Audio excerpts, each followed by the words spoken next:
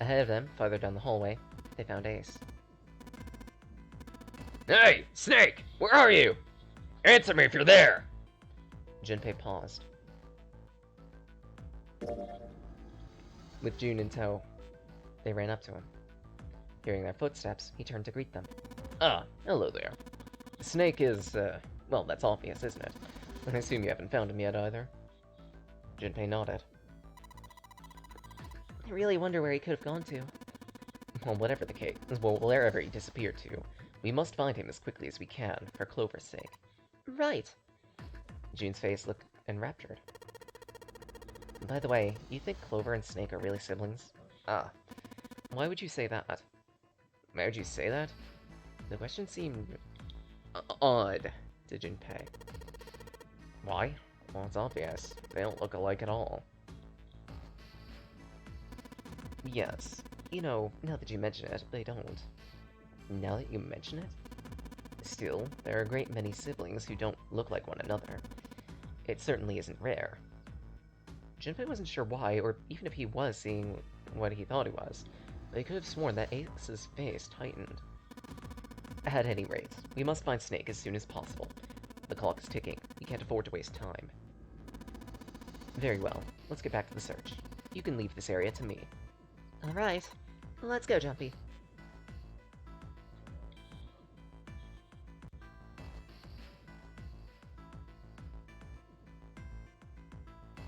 No, I look pretty similar to my sister. We've actually been mistaken as twins by other people in the past. And often. Yeah, I give up. Let's head back to the hospital room.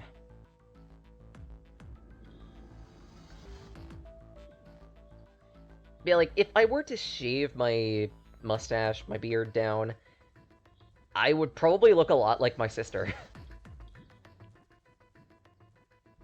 On their way to the hospital room, they noticed Santa standing next to the 3-door.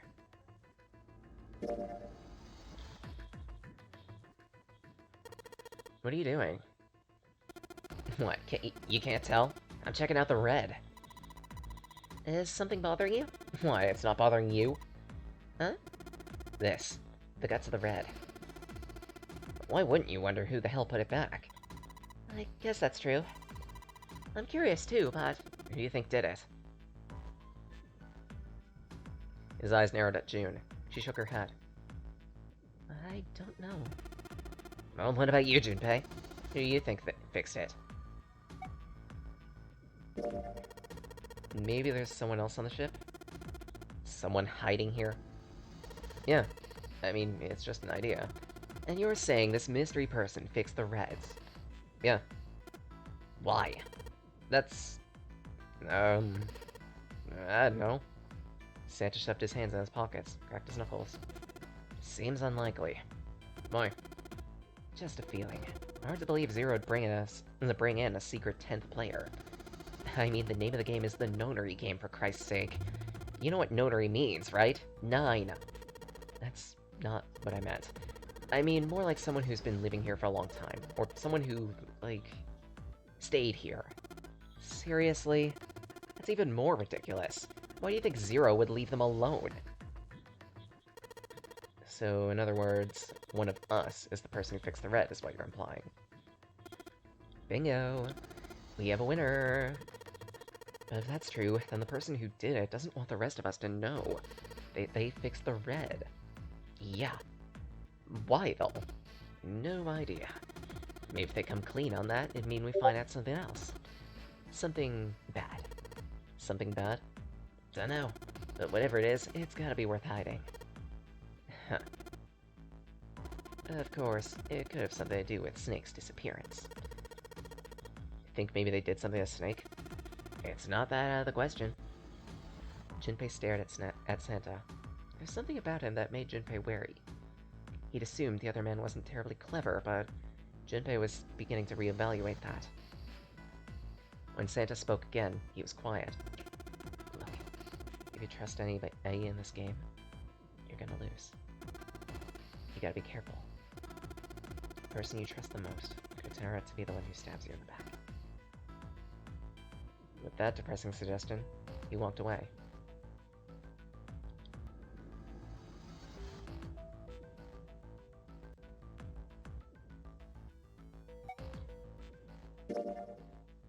They looked everywhere. Snake was nowhere to be found.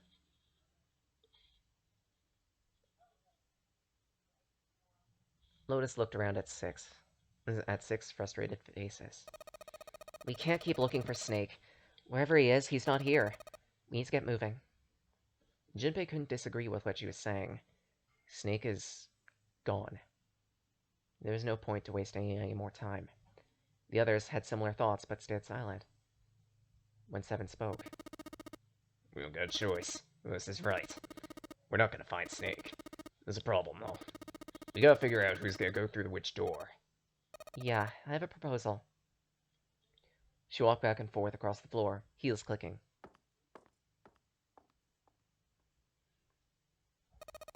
Why don't we decide on one person to sacrifice? Sacrifice? Well, perhaps that's a bit of a harsh word, but yes. You all figured it out by now, haven't you? We can't all make it through these doors. If we split up into 2 teams of 4 and 3 people, respectively, 3 people will be left behind. If we split into 2 teams of 5 and 2, 2 people will be left. If we split into groups of 2 groups of 3, leave 1 person, only 1 person is left behind.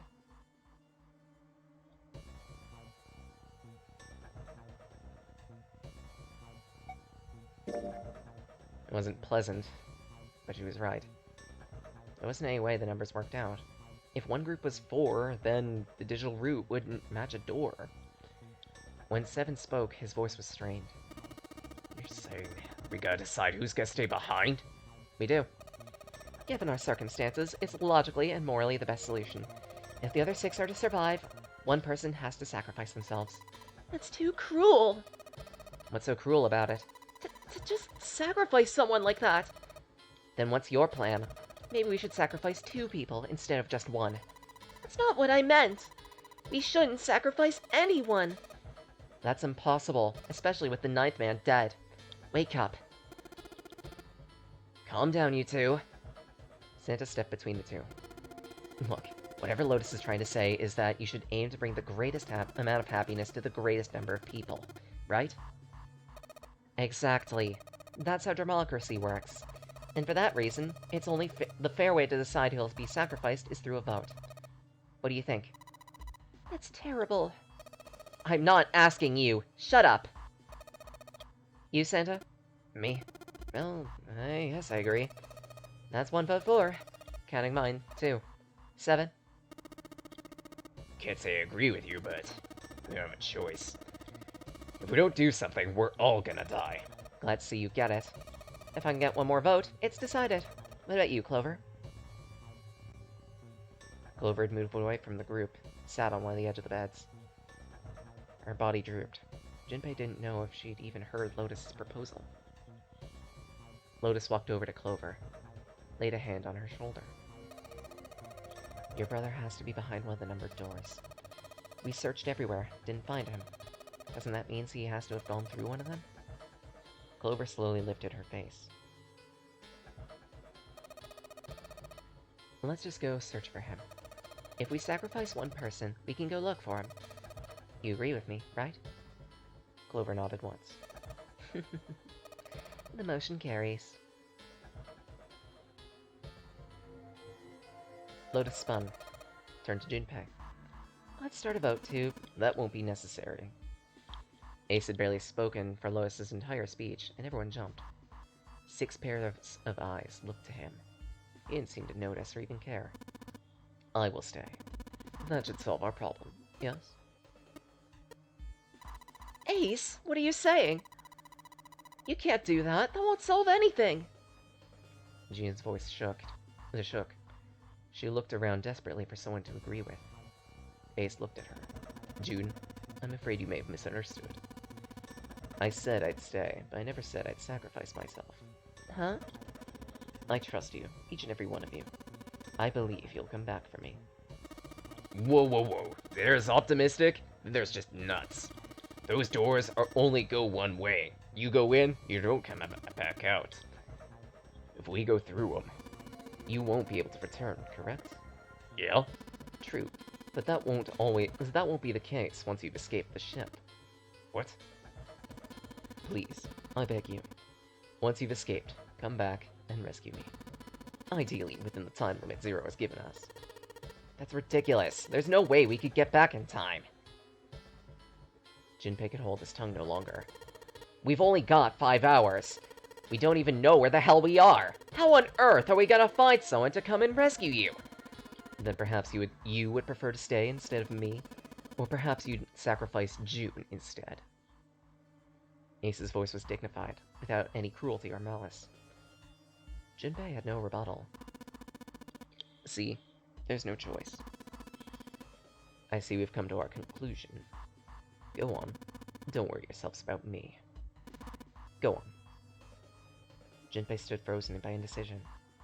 June bit her lip so hard Junpei feared she'd break the skin. Santa stood against a wall, calm and aloof. Seven tore his beanie from his head, turned it over in his hands anxiously. Clover only stared, with an impossible-to-decipher expression. Lotus was indifferent.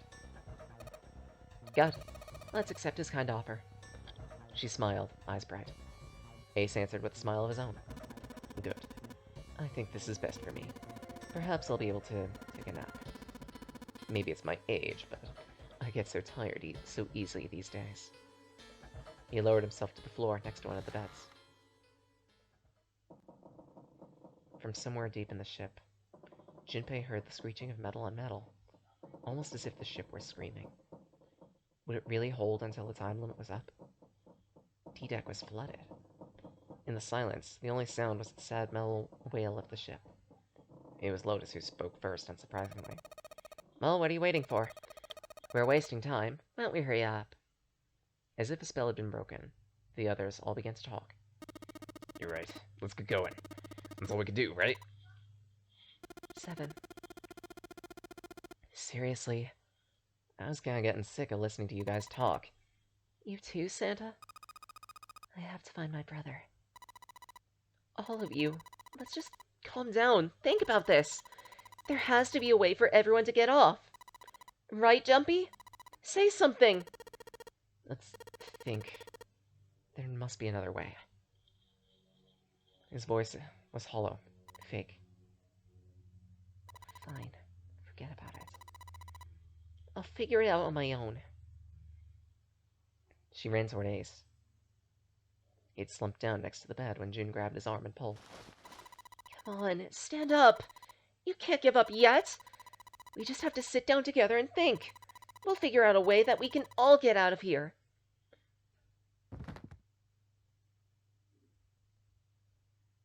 Ace fell forward. Slumped onto the wooden floor, folded like a boxer out cold. Ace. June cried out, dropped to her knees beside him, put her arm around his neck, tried to lift him. What happened, Ace? Say something. She shook him. His eyes fluttered open. I'm alright. His voice was weak, slurred. How are you fine? This. He opened his left hand. A syringe and a vial. The vial was empty. It had only recently been emptied. A few drops clung to the sides. A label taped to the side identified its name. Soporil Beta. Junpei didn't know what that was, what kind of medicine might be. Did you use this? Yes. Just anesthetic. I'll be fine. I found it earlier, while we were searching the hospital rooms. Thought it might be useful later. Didn't think I'd be using it on myself. Why did you do this? Didn't I tell you? I'd like to take a nap. I really am very tired. Junpei knew that was bullshit. Ace had injected himself to forestall Junpei and June's attempts to bring him along. If he couldn't move, then the decision was already made. He'd injected himself so that they would be forced to leave him behind. Ace. There's something you want to say? I'd just like to sleep a little. Could you keep it down? No. Ace, don't fall asleep! Feel warm. I think I'll have a nice dream. His lids dropped further, almost as though he were dying. She shook his shoulder again and again. No response. Only the gentle rising and falling of his chest told him he was alive. It was a relief to see he was breathing, but... They lifted him off the floor, laid him into a bed. When Junpei turned around, Lotus gave him a look of pity. We really don't have a choice now. Can't let a sacrifice go to waste, right? She wasn't feeling remorseful in the slightest. Still, he held no grounds to oppose her. It felt wrong, but he had to agree. Yeah, but we're not done choosing yet, are we? Huh? What do you mean? We haven't decided who's going in what door. Oh, yeah, that's true. But enough of this screwing around. Let's decide. You first, Lotus. Which door do you want? 8. Same as the number of my bracelet. Got it. You're 8. You're next, 7. Which one do you want? I'll take 7. Can't get along with that old lady. What? What did you just call me? Her face distorted by rage, Lotus took a step forward. He threw up his hands, made a face like a child caught with his hand in the cookie jar. Ugh. You're so going to get it next time. She shot him a death glare that could melt steel. Stalked off. Alright, who's next? Santa moved across the 3 people. Stopped on Junpei. What about you? Junpei's mind was already made up. Or...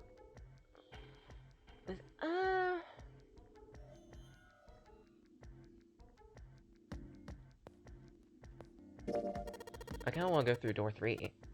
Impossible. Why? If we split ourselves into 3 and 3, we give up going through door 3. That bracelet number for the 6 of us? 3, 4, 5, 6, 7, 8. 2 combinations go through 3 with 3 people. That's it. Of course, 2 teams can't go through the same door.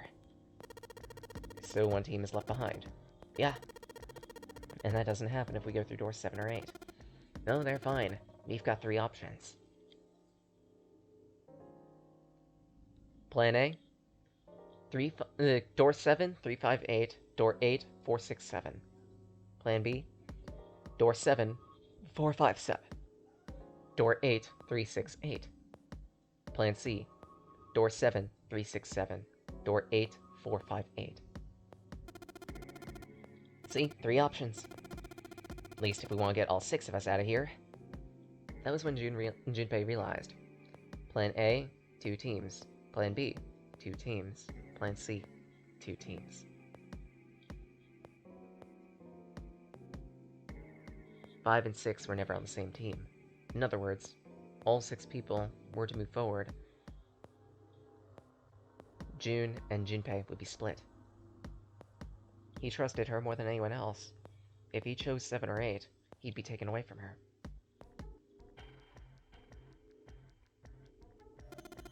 Anyway, that's the deal. Think it over. You got 2 choices, 7 or 8. 3 is out of the picture.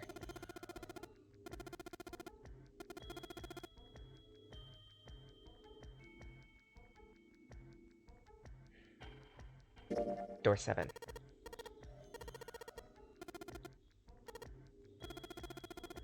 Alright, that means June's gonna go through 8.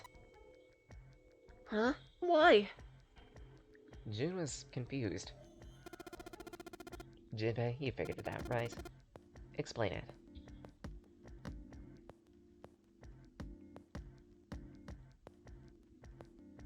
After the explanation, June looked as she was gonna cry. You're saying we aren't gonna see each other again? Junpei felt just as June did. He wanted to be at her side, though, through whatever trials they were planning to face. But if they were to survive, he had to swallow his feelings. He was scared to lose her, but he did his best to smile. Come on, you're making it sound like we'll never see each other again. You just gotta split up now, but for a little while. It's just like doors 4 and 5, remember? We got split up then too, but we made it back. I'll bet 7 and 8 are just like that. You mean they're connected? Probably. Probably? She didn't sound hopeful. It was 7 that interjected. I'm sure they're gonna connect somewhere. Why? What makes you think so? Well, if they don't, neither team can get through door 9. In other words, the game ends right there. Zero's been on top of his shit so far. I don't think he'd blow it now. I'm damn sure that son of a bitch wants to have his fun on as long as possible. He's not gonna end this game until we get through the 9 door. June said nothing. The tears were gone, but her eyes were still sad as they looked at Junpei. He met them, and with what reassurance he could manage, laid his hand on her shoulder. Everything will be fine. We're gonna see each other again, I promise. June bit her lip, gave a nod. Yes, promise. Barely above a whisper. You guys done? He stretched, continued. That's pretty much it. Clover and I will both go into separate doors. Figure I'll take 8, Clover can take 7. Any problems, Clover? Whatever. Her response was more of a dismissal than agreement, but Santa didn't care. Let's move. At Santa's command, the group split, headed for their doors. Clover, 7, and Junpei to 7. Santa, Lotus, and him to 8. For a moment, they stood in front of the door. You guys ready? Yeah. Right.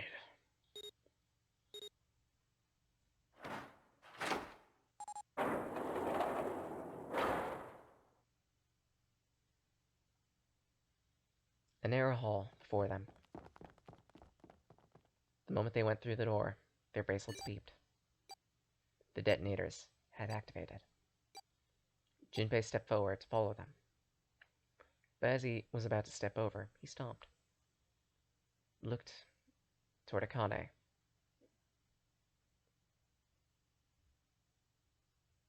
Their eyes met. They nodded. Their farewell took a second and a half. Then someone pulled Junpei through the door. And it shut behind him. Once more.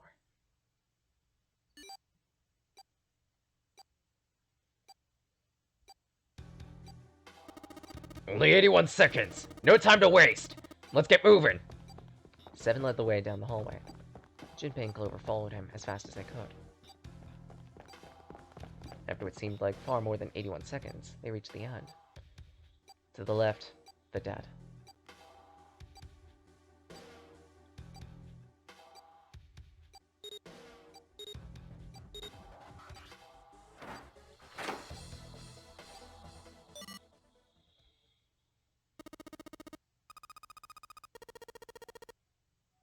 Still trying to catch their breath, 7 leaned heavily against the wall. Stopped. His smile seemed forced and a little crooked. This is the second time we've gone through one of these numbered doors, but you never really get used to it. He stood up straight, no longer out of breath, wiped some of the sweat from his head and neck. Clover smirked. Oh, I thought a guy your size with bigger balls than that. What? The hell you just say? Say it again, I dare you, pipsqueak! You have no... You want to die? I'd like to see you try. Fucking brat. Let's go! Calm down! This isn't the time for this! It's not gonna do us any good. Sheesh. Sometimes he wondered if the doors and the puzzles were really the greatest challenge they faced. Wait here for a minute. I'm gonna go scope around, see if there are any doors. Junpei wasn't in the mood for a conversation anyway. Didn't wait for a response. First, he examined the inner part of the numbered door. It was, of course, shut tight. On the left, a hallway that terminated almost immediately at an iron wall. At last he gave up, returned to 7, tapping lightly on the wooden door. This door's the only option we got. Looks like it. A metal plaque bolted above the door. Operating room. If it was to be believed, the room on the other side was an operating room. Something about it made Junpei feel nervous. There's no point standing around. Might as well go in and see what's waiting. Seven grabbed the brass knob, opened the door. The creak of the hinge sounded like the groan of an old woman, but chill snaked its way down Junpei's spine. He gathered what courage he could, stepped into the room, the other two right behind him. Part of the room just past the door was obscured by a screen. Clover's curiosity got the better of her. She darted past Junpei to peer across. Her scream nearly blew Junpei's eardrums. He and Seven ran toward Clover to see what frightened her. The hell? Is that a corpse?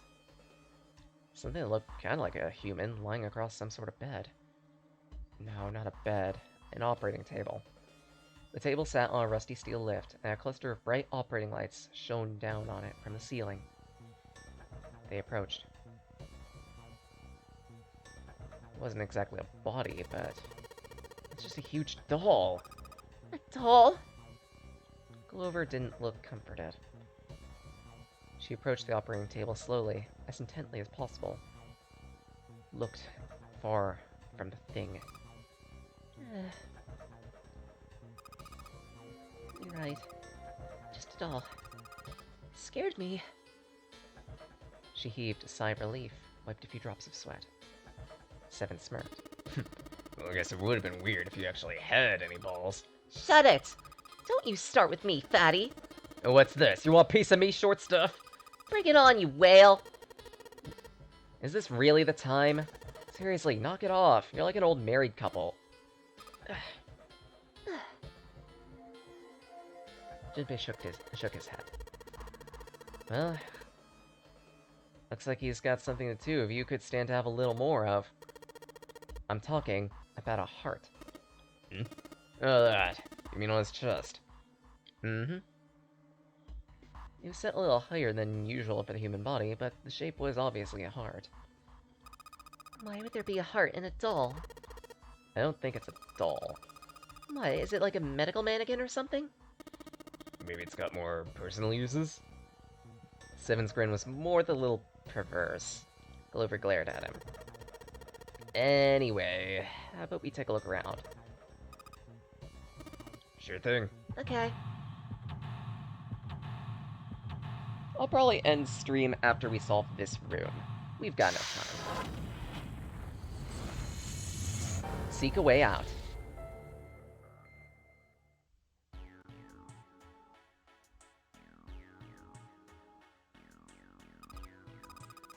I wonder what this thing is. KG. Think maybe it's a scale?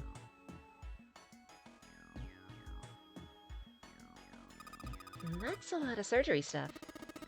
There's some scalpels, forceps, syringes. Well, what's too rusty except... There's a scalpel here that looks brand new. It's a shiv! An organ, specifically a lung. Back and with guts showing. Ew. Gross. Hey, Junpei, there's a slit in this thing's chest. Yeah? Something in there. Maybe we can get it out? Damn it, this stupid thing won't budge. I guess you can't use force on this one. We'll need something small we can fit into that little hole. Oh my, something small to fit in the hole. Not exactly a scalpel at all. At least I don't think. There's a lot more to this room, though. A lot of different medications. Hard to tell them apart.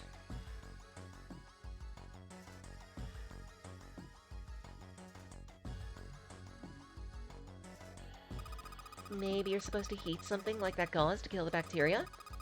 There's a boiling thingy over there. Nothing on the lid, any in the drawers. There is a fake chest.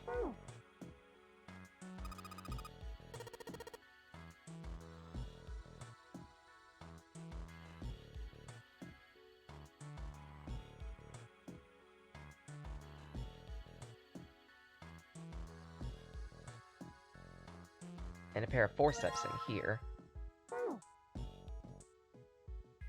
Look a bit dirty, though.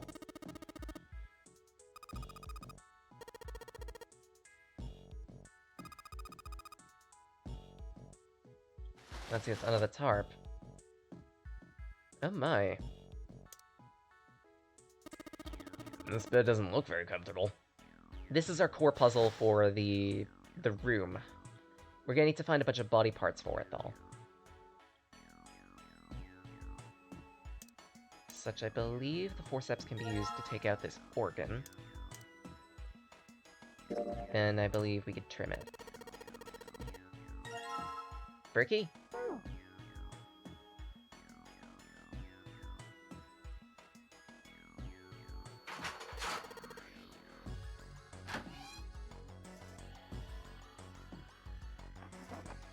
Let's see if a piece of paper. Some kind of medical record? This is going to be important for the core puzzle to the room.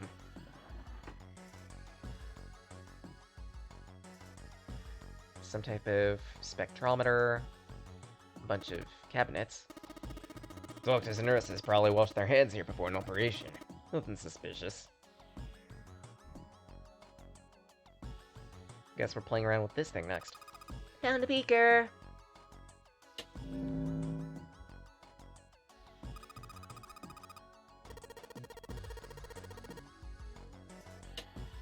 We're gonna need something for that. But we can't exactly go through this door. You think this is the exit?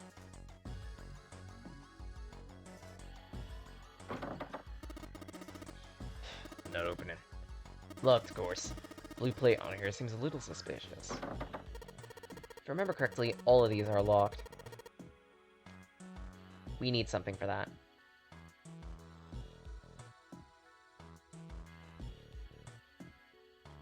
And I believe that thing is on this side of the hall.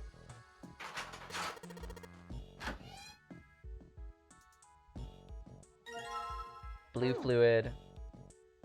Red fluid. There's a note on this table. Iron 1, salt 2, water 3, carbon dioxide unknown, ammonia unknown, ethanol unknown. What's this a hint for? Maybe the box? Hey, Junpei, you think there are any slugs on this ship? Hmm? Well, if there are, I was thinking we could put some salt on them. NaCl. You think Seven will shrivel up if we put this on him? Ori, you say something? There's a bottle of iron powder on the shelf. How do you know it's iron? It says Fe. It stands for iron, right? Well, technically ferrous, or ferric, which is Latin for iron, but yeah. Something stinks. Is it coming from this bottle? It says NH3. Well, that of course stinks. It's ammonia. Good stuff. Well, let's go for a drink. What are you talking about? Talking about that bottle. It says C2H5OH, right? Ethanol. Exactly. It's also known as ethyl alcohol. Pretty much what booze is made of. So, you're gonna drink it? No, I won't. Might say that's what's on the label, but there could be anything in there. Can with the spray nozzle, CO2. Can full of carbon dioxide. Hey, Junpei! There's dihydrogen monoxide on the shelf! Why don't you just say water, you nerd? You can examine until the cows come home and get some hints where they'll talk about the various chemicals. I know the puzzle here. Again, if you examine the chemicals enough times, you will get a hint for what this card at the bottom means and what it's asking about. If I remember correctly, carbon dioxide, ammonia, ethanol. Those are the three we need to pay attention to, right? If iron's 1, salt is 2, water's 3, there has to be a relation. It's the number of chemicals that each item is made up of. Iron is a single molecule, so it's a 1. Salt is made of sodium and chlorine, so 2. Water, 2 molecules of hydrogen, 1 of oxygen. Carbon dioxide, CO2, 3. Ammonia, NH3, 4. Ethanol, I believe, was C2H6OH.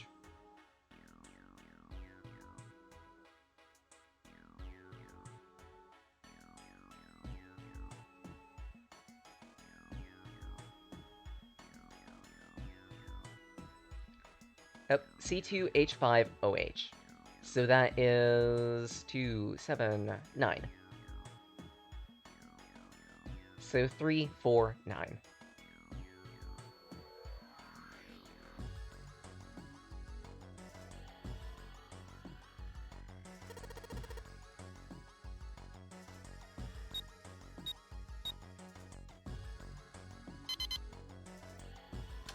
Simple. And it doesn't exactly require a chemistry major or even a chemistry minor. Fake arm. And a heart.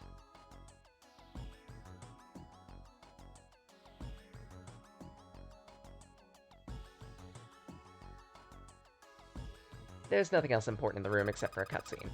Think we should go back? Yeah, that's probably for the best. Jinpei was about to follow her when he realized Seven wasn't. What's up, Seven? Well, He looked at Jinpei distractedly, then back down to the brown bottle he held in his hands. What's that? Seven tossed it to Jinpei. He caught it, twisted it around to read the label. Ethylene... Is it ethylene diamine tartrate? EDT. Tartaric ethylene diamine. What kind of medicine is that? Not. It's industrial strength, strength detergent. Why would they have something like that here? Probably clean stuff. Clean what? Bloodstains? Fuck if I know. Still, seems it's cleaned my brain up. You remember something? He nodded slowly. I remember a story about EDT. It happened about 50 years ago. There's this factory somewhere in America making big old EDT crystals, making it to sell as industrial strength cleaner like I told you before. But a year after the factory started up, something strange happened with the crystals they were building. Water molecules attached themselves to the EDT, made them into a sort of mutation of the original called a hydrate. Once the crystal turns into a hydrate, though, it's useless as a cleaner. The factory had to dump the crystals. As a hydrate, they were useless. But it didn't end there. After that day, same thing happened to EDT factories everywhere, even ones nowhere near that first factory. They'd been making crystals the same way with the same materials and the same equipment and environment, but all of a sudden, every single crystal turned useless. In fact, ever since that day, no factory has been able to make a pure EDT crystal. Even in research done years before, no hydrate. But after it happened at the first factory, it spread. It was like, how do you say it? What, like it was infected with a virus or something? Seven shook his head. No, not a virus. It spread like wildfire. Showed up in labs that were completely isolated from the rest of the world. It even started happening in crystals that were completely sealed up. Doesn't seem like it could have been a result of this stuff coming in contact with other samples. Then... well, I guess it was some sort of information? Like the crystals were transmitting this information across the world somehow. What type? How to make a new crystal. Something had to tell the stuff how to do it, right? Like it just whispered to the EDT in the tank. Hey, if you do this, you can take in water. Come on, that's just... I mean, who is this someone anyway? Someone you can't see. Someone who exists all over the world. Well, like a god or the devil. Jinpei tried to figure out what he was going to say next, but Clover's voice pierced the room. Hey! What are you two doing over there? Stop wasting time and get over here! Okay, we're coming. Jeez. Yes, anyway, that's the story. Might be useful someday. Don't forget it. With that cryptic remark, he left. Jinpei was left behind to ponder what he'd heard. Information being transferred invisibly. Could such a thing happen? Thinking about that crap isn't gonna help me. We need to figure out how to get the hell out of here first. He took a breath, tried to clear his mind, followed after.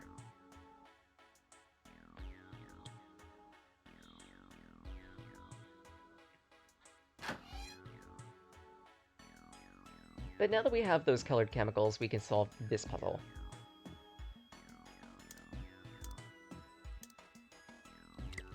Pour in the red liquid, shine the light.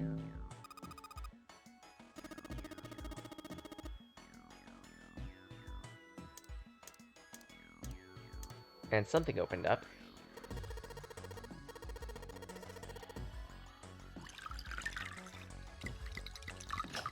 We pour in the blue. Another thing unlocks behind us. And if we make it purple... Okay, combine the two to make a purple one. The purple light turned on. Was it right when I did? I heard a noise. What do you think it was? That noise came from somewhere nearby. Something must have changed.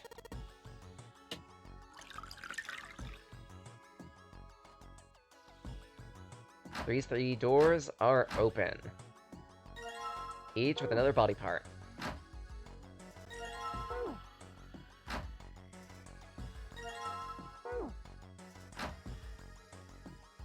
Now, if I remember correctly, I think that's everything.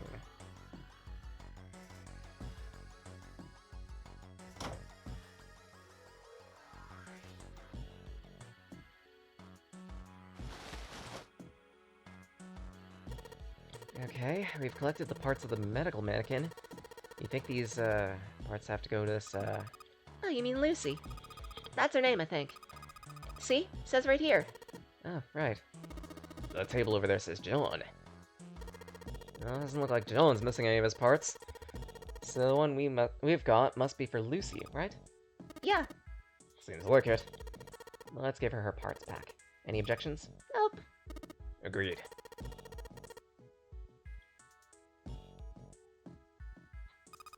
Hey, nothing happened. That's odd. Maybe it's the wrong weight? Wait? You know, how there's a scale on the side of the bed? Maybe we need to get the scale to a specific number.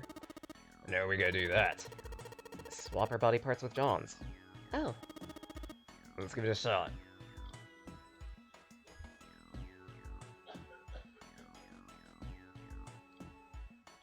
If I remember correctly, this puzzle has two solutions to it, but they're relatively standard. As for how you'd know what weights that you'd need for this puzzle, check your documents. While we were looking around, we've likely picked up... Let's see if I can find it. The medical record. This shows the approximate weight of every single part of the body, and the target weights that we need to hit.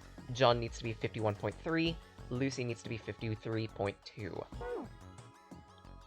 Me, I remember the quick solution to this, and that is simply swap everyone's body parts.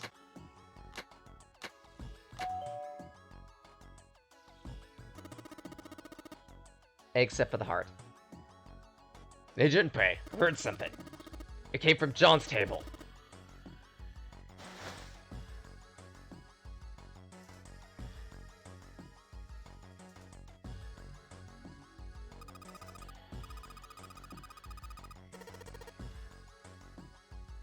Specifically here. The lid on the scale. Hey! It must have opened because we matched John's weight to what's on the picture. The Jupiter key.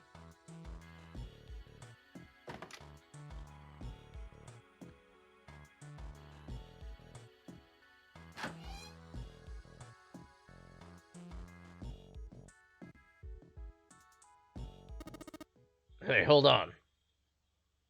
Jinpei was about to put the key in the doorknob when he stopped. What's up? Where's Clover? Sure enough, Clover wasn't around. Where did she go? Okay, just hold on a minute, I'll get her. Sure thing. Jinpei headed back to the operating room.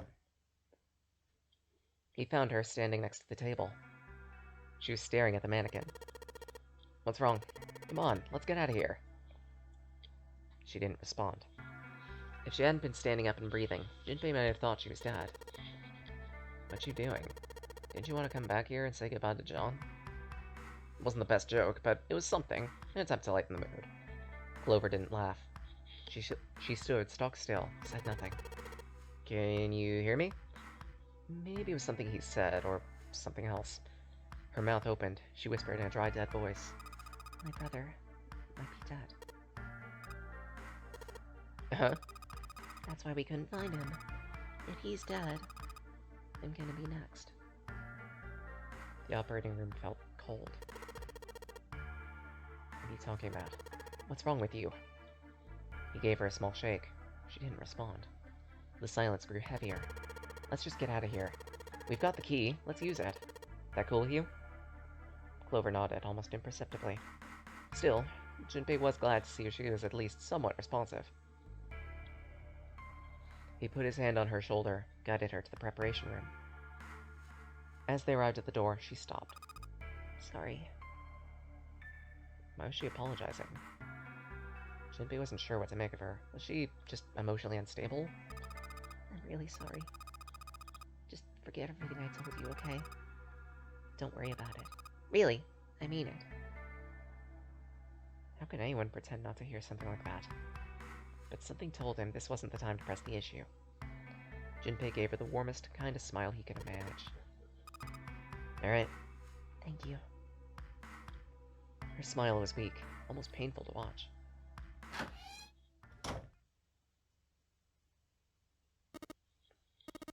What the hell took you guys so long? Seven looked up as they came back, irritated. You done playing doctor? Maybe. Jealous?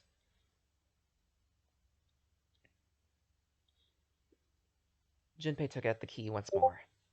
Opened the door.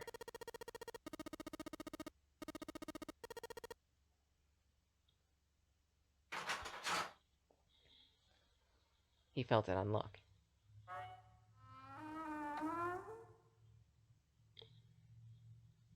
It opened with a soft, melancholy creak. Beyond it, a simple hallway. No fanfare, no confetti. Obviously, there was no one there to applaud them. They walked through, and that was it. Let's get going. What's up with you? You're so serious, you know? Can't you sound more happy? You know, get a little excited. Not really. Junpei turned away from Seven, took his first step.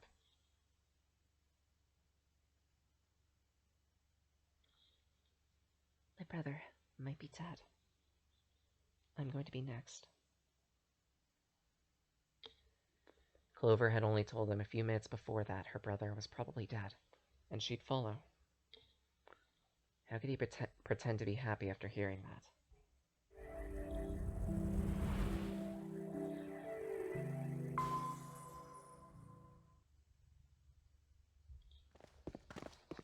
They left the operating room.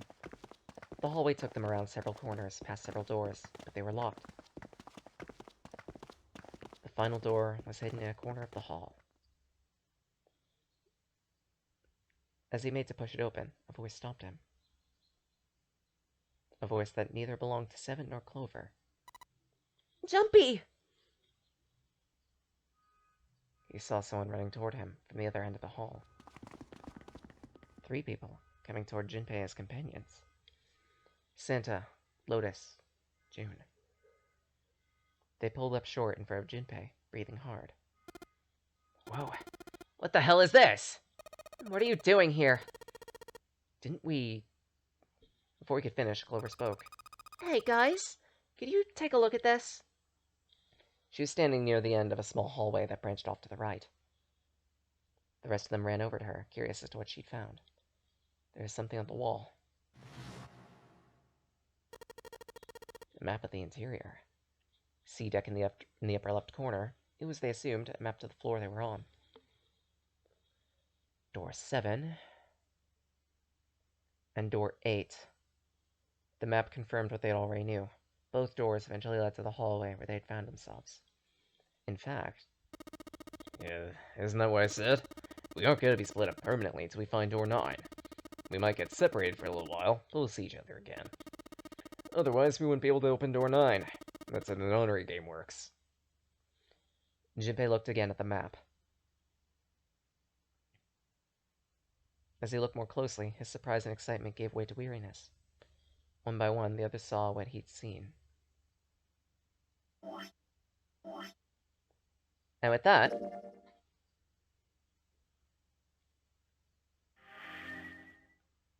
we're gonna call it for the day. I've gone 2 hours. I've gone 4 hours officially, and I need to eat and take care of other things. To everyone who's dropped by, thank you so much. I appreciate the support I get with these streams. Tune in next week, Saturdays and Fridays, 8 a.m. to noon. Fridays are the variety game day. We play whatever we feel like it. Sometimes I'm given a suggestion. I try to give that special mind whenever possible. Otherwise, Saturdays are game clearing. Currently, it's 9 hours, 9 doors, 9 persons. If you miss any of these VODs, don't worry, they stay up on Twitch for a couple weeks. We then port them off to a dedicated YouTube channel, Sage Blake. You can also find weekly updates there too, well, mostly weekly anyway, with various coverage of Sonic Amateur Games Expo, various indie games, and more. Otherwise, we have our own Discord, feel free to join it. It's specific. You can type in !Discord at any point at the Twitch chat, or otherwise. Yeah. Or otherwise, there's like a link on the Twitch end as well. Simple to see. Okay.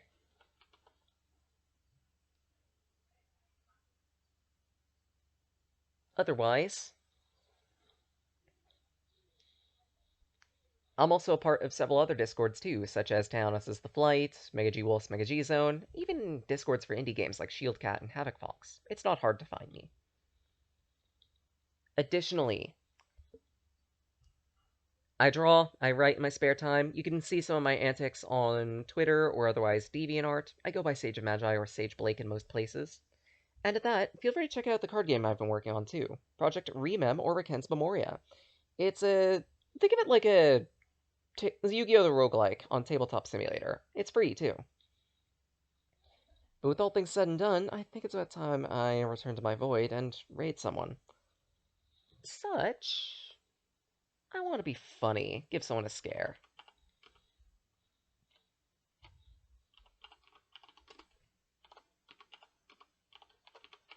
Since he's doing something a bit left field today, I figure let's raid Marsomatic. He's doing a bit of, he and Bare Bones are currently doing a bit of a podcast right now, talking about various indie games that are going to be released that they're interested in.